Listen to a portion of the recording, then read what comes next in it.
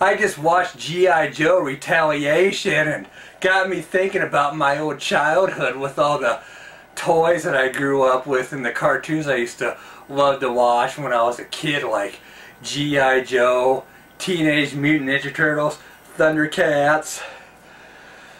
I don't really remember He-Man being on a cartoon, but back in the day, you know, G.I. Joe was, you know, one of my favorites with the toys and stuff. And I got a book here that I remember buying. And then, we all know who was in the G.I. Joe movie. There he is. Roadblock, starring Dwayne "The Rock" Johnson. That was kind of a cool movie with Bruce Willis as General, what the hell was his name? Coleman or something. I never heard of that character. Back in the day, I think G.I. Joe could have had a cool cartoon together back in like 89, 90.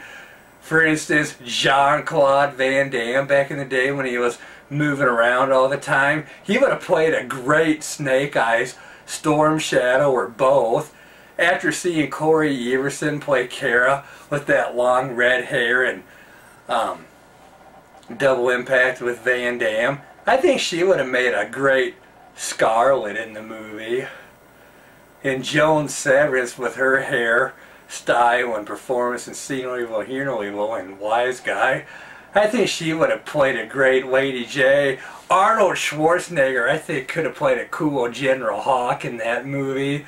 Even if they would have had like Sylvester Stallone in it too, he could have played like Gung Ho or Flint or someone like that for Stallone. And they could have had other actors too that were, you know, pretty well known.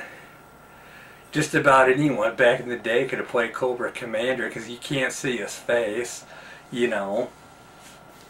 Just some people I was thinking about for that movie if they would have made one back in like 89, 90 after G.I. Joe the movie, the cartoon, which starred Don Johnson, did the voice of Falcon, and then you had Sergeant Slaughter as Sergeant Slaughter and Burgess Meredith as Galopius.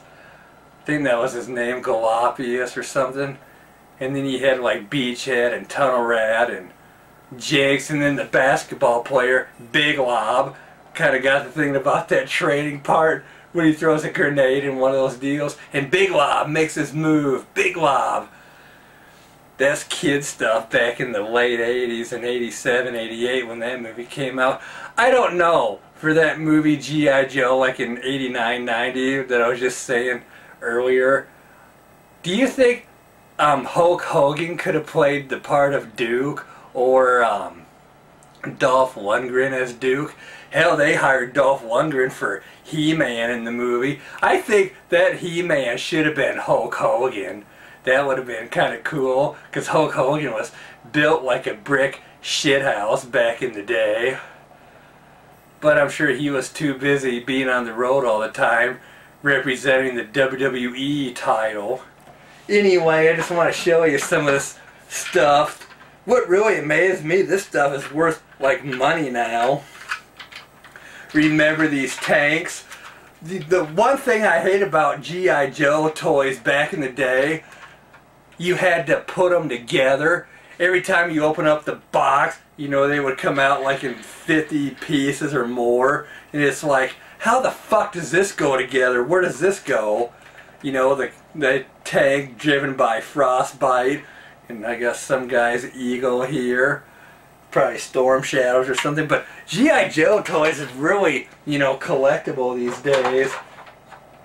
How many of us used to blow up our, melt our G.I. Joe toys, like our Cobra Hiss tanks and these kind of toys with Black Cat, you know, firecrackers and sparklers? I was one of them.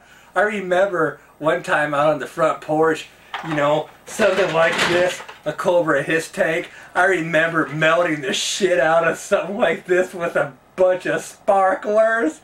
But, you know, the night there was nothing but a pool of melted, you know, plastic out on the porch.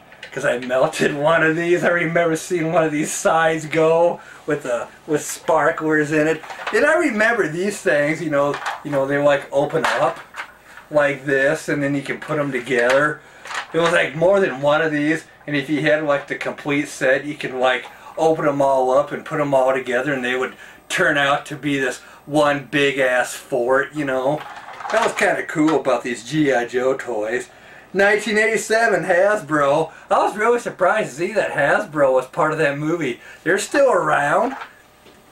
I don't know, because the last time I heard of Hasbro, they were making WWE figures in the 90s.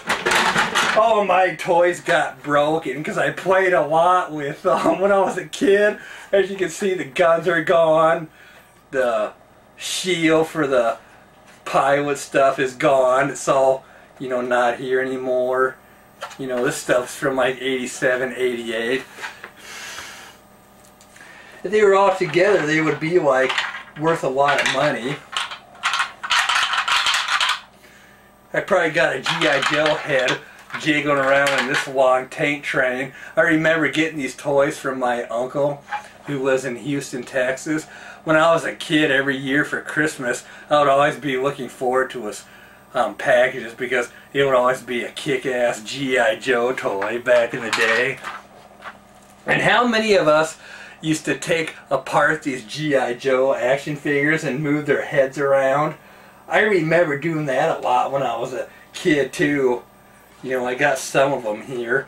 Once again, I got this, you know, all these toys, and they're all broken now, but they're all worth money, which really surprised me.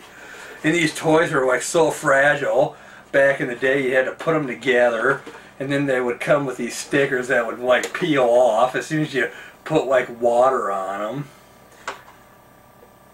1988, 87, this stuff came out, and can you imagine something like this being worth something now? They are too, worth a lot of money. For instance, on switching heads around, you'd have to put like a Phillips screwdriver in the back. Here's Sergeant Slaughter's head on a Destro body, I believe. Back in the day, like I said, I remember we used to love playing with these toys and melting them with bottle rockets. And here's a bike by one of Zartan's crew. And that's hardly not there anymore. A seat, who knows where this came from. I remember getting this little thing. It was like the last G.I. Joe toy I ever bought. See, they're all in bits and pieces here. I don't even know what this was. This had like for like rocket launchers on the back, and all these toys are like really loose now and broken. Anyone want to buy an old broken G.I. Joe toy? You never know, it might be worth something to somebody. Oh yeah, Sergeant Slaughter's ride, all beat to crap, missing a side, missing the guns. It's all wobbly. These toys were not meant to last. As soon as you pick them up, they just fall apart. Like this tank, missing some wheels, missing a track. This other one was in good shape, you know. And you got these planes. One thing about owning a lab, a big dog back in the day, the best thing was to do to keep your toys away from them, because they always bit my toys. You can tell right here, you know, you can tell that's teeth marks from a lab. As you can see, one of the dogs got a hold of that one. That explains why I don't have a head on my shredder anymore, because one of the dogs bit his head off back in the day. And now that thing's worth like 50 bucks. Here's a Cobra Jeep. You know, as you can see, we snapped the roof off, making a convertible. You know, it's missing the gun. I always thought these toys were pretty cool back in the day. And then you have like one of their, you know, tank things. One of their like tanks. Like one of their guns, you know. Kind of cool stuff. And they always had like unique names like Barbecue and Frostbite, Beachhead.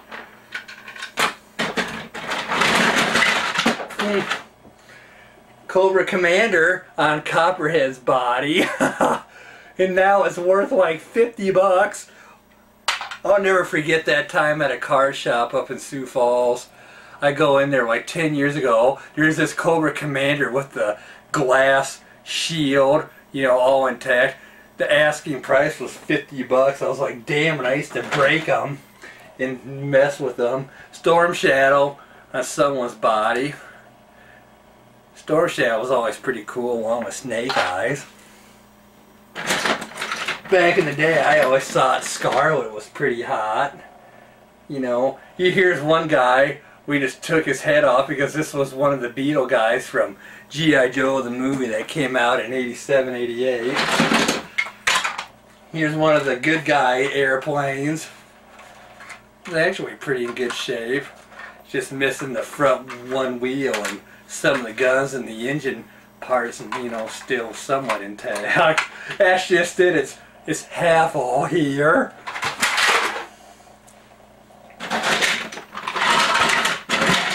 Oh yeah. And then you got Zartan with two different legs. I think that one leg belonged to Frostbite or Storm Shadow. You got a helmet on his head. Oh, one of us must have hot glued the helmet because he was bald otherwise, so we just glued a helmet on his head with the hot glue gun. This guy's like in, I think, Wild Bill here. He's all together. Wild Bill, yeah! These guys. Here's Frostbite. He's still in pretty good shape. And then I remember the rubber band between the legs, you know, like that. I don't know what the hell they were thinking when they made these guys. They were so easy to take apart, you know. Oh.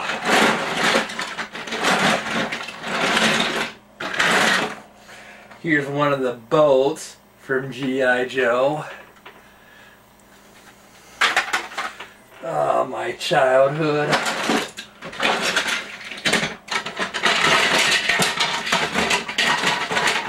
Copperhead's boat in like 50 pieces. Once again, they expect you to put these together after you took them out of the box. It's like, yeah, these kids are probably smart enough they can put together their own damn toys. That was always the pain in the ass, putting together these G.I. Joe toys and they fall apart. Here's a headless bazooka. Oh. See, here's Zartan. He's got bald head, and here he is on a Storm Shadow body. We used to have fun doing all of this stuff when we were kids.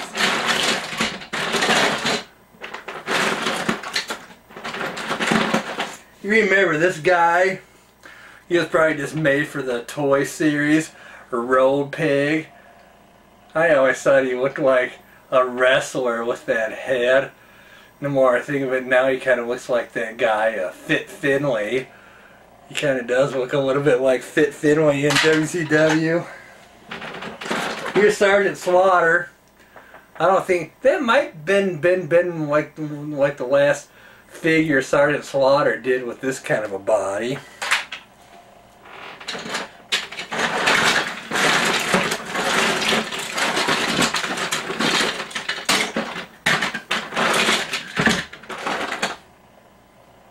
Cobra Commander, just missing his body. Still, that would have been worth 50 bucks. I'm not kidding, you know, this stuff is online. Here's a Sergeant Slaughter. As you can see, you know, he has no head because it's on a different body. The things we did when we were kids, I tell ya.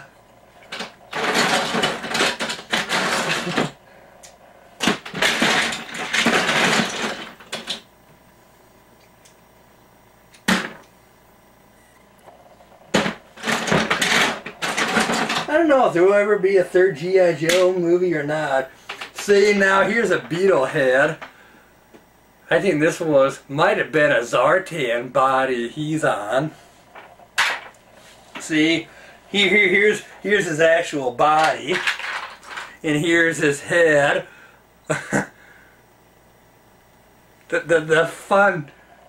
Back then when we were kids, this was like the hobby, changing our G.I. Joe guys around.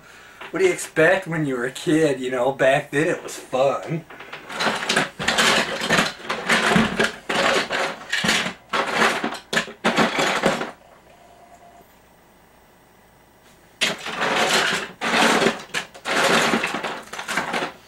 I thought I had a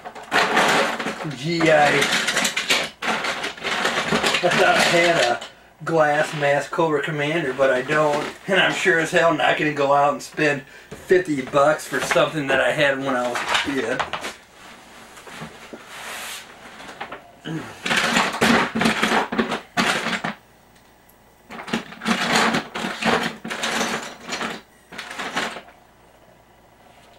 Here he is. Roadblock, played by Dwayne "The Rock" Johnson. He didn't do enough rhyming like that part in the movie. I don't like that sound. Tell me, dude, what's going down? He's always got a rhyme.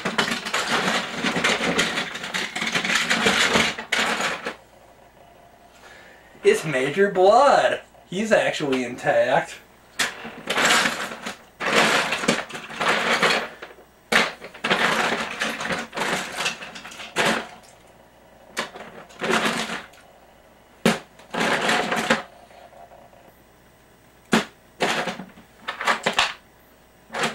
One other thing too I noticed about G.I. Joe, the cartoon, hardly anyone died. The only guys that died were like these kind of characters.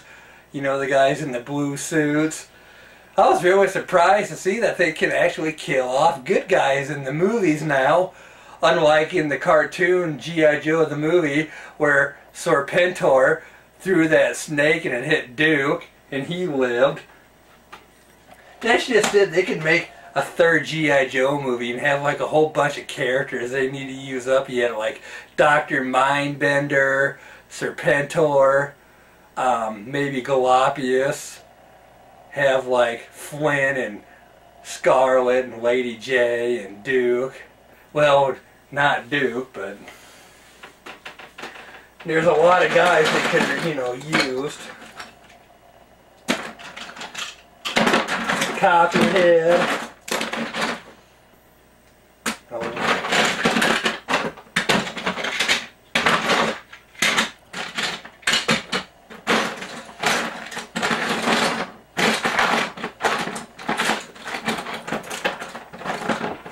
He's probably one of the most coolest G.I. Joe characters of them all, just because he doesn't say anything. He fights like a badass, talking about Snake Eyes.